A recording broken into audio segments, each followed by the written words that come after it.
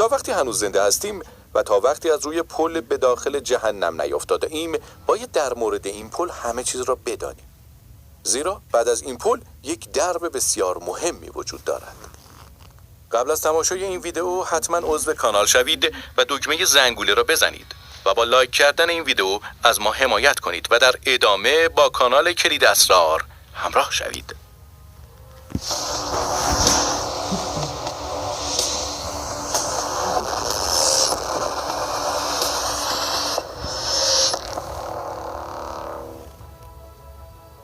چگونه به پل صراط میرسیم؟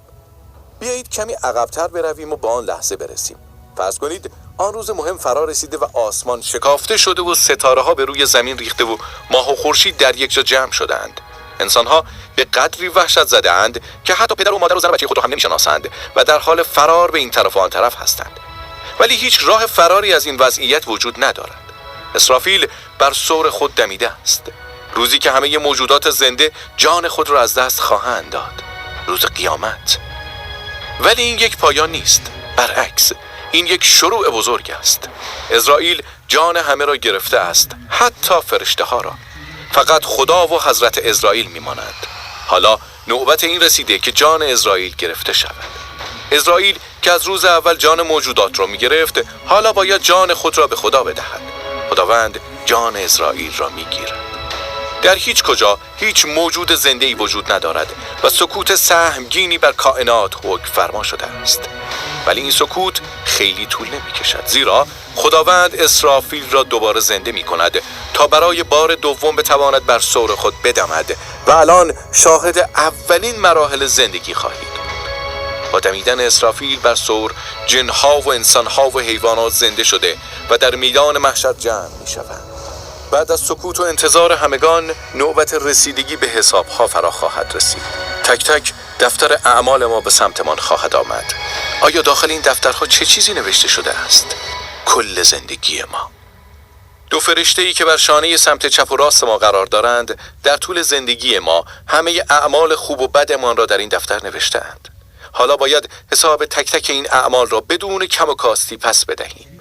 در قرآن کریم این گونه نوشته شده: وای بر ما، این چطور دفتر عجیبی است. هیچ چیز کوچک و بزرگی از قلم نیفتاده و همه چیز در آن نوشته شده است.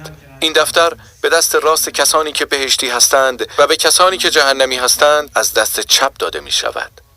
نوبت به ترازویی می رسد که ثواب و گناهان ما را برآورده خواهد کرد. مرحله میزان. یک وسیله دقیقاً مثل ترازو برای اندازه‌گیری اعمال ما وجود خواهد داشت. حساب خواهند کرد که ثواب‌هایمان سنگین‌تر است یا گناهانمان. حالا که وقتش رسیده، بهتر است یک روشنگری هم بکنیم.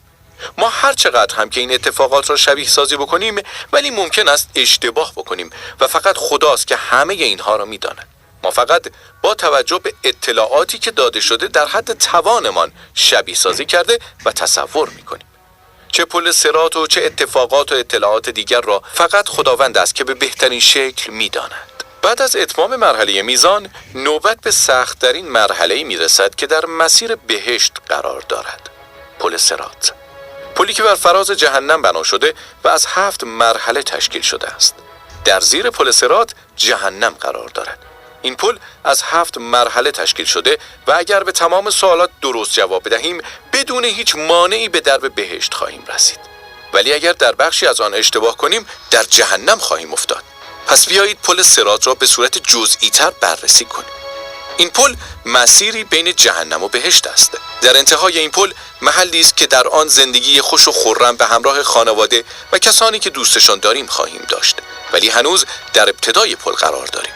پیامبر در خصوص این که چه کسانی میتوانند از این پل عبور کنند اطلاعاتی داده است.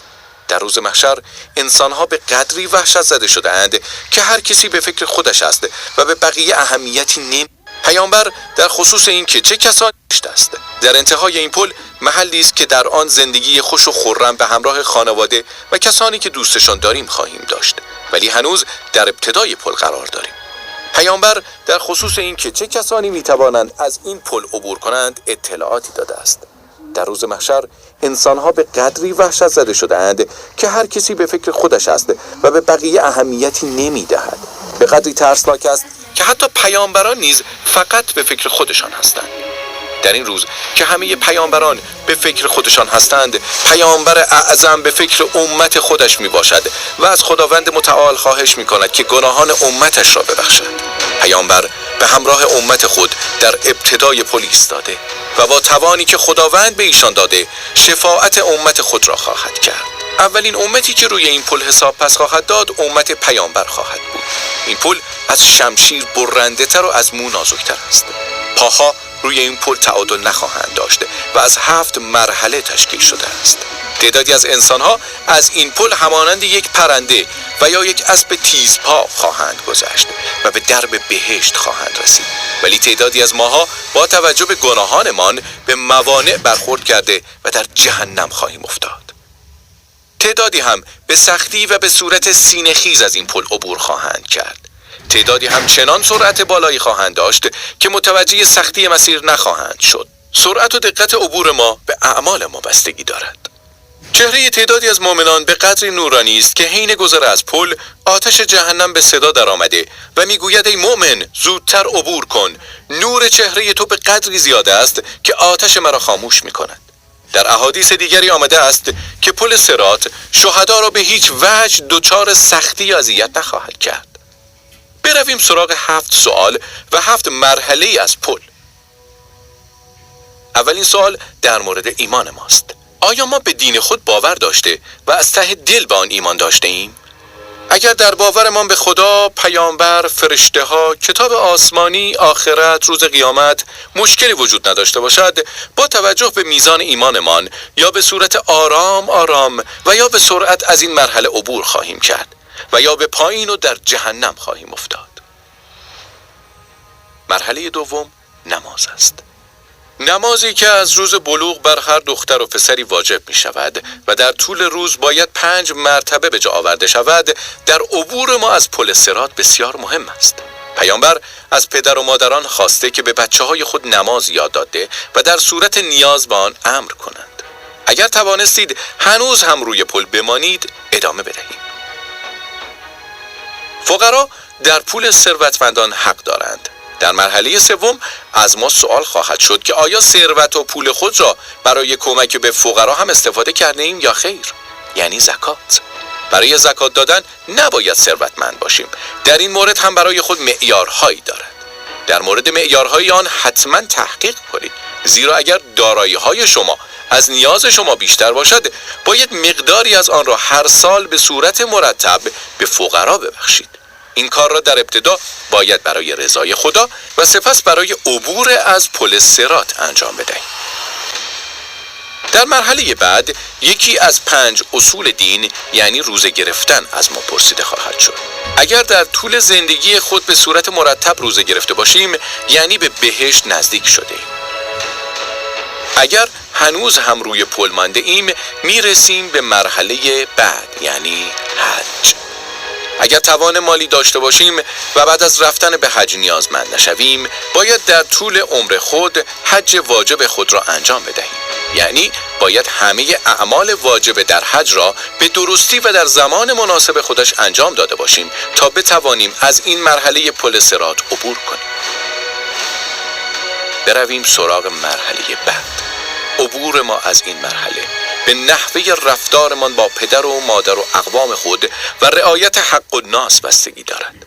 اگر اقوام خود را چشم به راه بگذارید، خدا هم شما را چشم به راه می‌گذارد. باید به دید و بازدید خود با اقوامتان اهمیت بدهید. خدا از بندگان خود خواسته که حتی با اقوامی که با آنها بدرفتاری کرده نیز به خوبی رفتار کنند. کسانی که می‌خواهند عمر طولانی تری داشته باشند باید به دیدار اقوام خود بروند و صله رحم را فراموش نکنند. اگر با پدر و مادر خود هم به خوبی رفتار کرده باشید خواهید توانست از این مرحله نیز عبور کنید. ولی یک مورد دیگر میماند: حق الناس. اگر دزدی کرده باشید، ظلم کرده باشید، اگر فحش داده و حق انسانها را هم خورده باشید، اگر حیوانات را آزار داده باشید، اگر به کسی خیانت کرده باشید، همه اینها تک به تک مانع ما خواهند شد. رسیدیم به آخرین مرحله پل صراط. اگر در طول زندگی خود به به غسل اهمیت داده باشید، یعنی اگر تمامی موارد پاکیزگی که خداوند از ما خواسته را به جا آورده باشید، در مرحله آخر پل صراط هیچ مشکلی نخواهید داشت. و این بدین معنی است که شما در بهشت در آرامش ابدی در کنار اقوام و دوستان بهشتی خود زندگی خواهید کرد. ولی این را نباید فراموش کنیم که رسیدن ما به بهشت به رحمت و مغفرت خداوند و شفاعت پیامبر بستگی دارد. بهشتی ها در انتهای مسیر با 2 چشمه روبرو خواهند شد. یکی از آنها را خواهند نوشید و در دیگری خودشان را خواهند شست. بدین صورت هم به شکل فیزیکی و هم به شکل معنوی پاک شده و با فرشته هایی که در مقابل درب بهشت منتظر ما هستند ملاقات خواهند کرد. همانطور که در سوره زمر نیز آمده، فرشته ها خواهند گفت که سلام بر شما، خوش آمدید، به صورت ابدی به بهشت وارد شوید. سپس لباسهای مخصوص بهشت توسط فرشته ها به شما پوشانده شده و همکنون شما در بهشت وارد شده اید. خیلی ممنون که تا آخر این ویدیو